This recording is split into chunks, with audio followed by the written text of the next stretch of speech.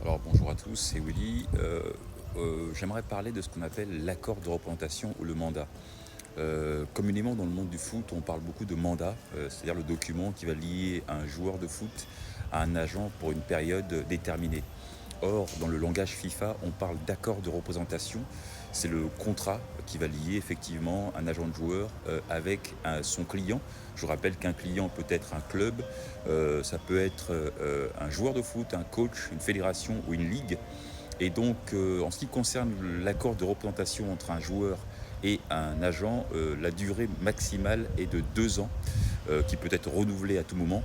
En revanche, on ne peut pas faire de tacite reconduction. C'est-à-dire qu'à la fin d'un contrat, on doit effectivement en signer un nouveau.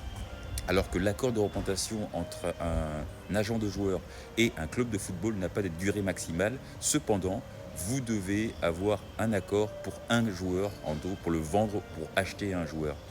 Je rappellerai aussi qu'un accord de représentation n'a pas de durée minimale. Un accord de représentation peut très bien être effectué pour 48 heures, 1 heure, 3 jours. C'est ce qu'on appelle d'ailleurs un mandat dans le monde du foot. Voilà. Voici les documents qui sont nécessaires pour représenter un joueur de football.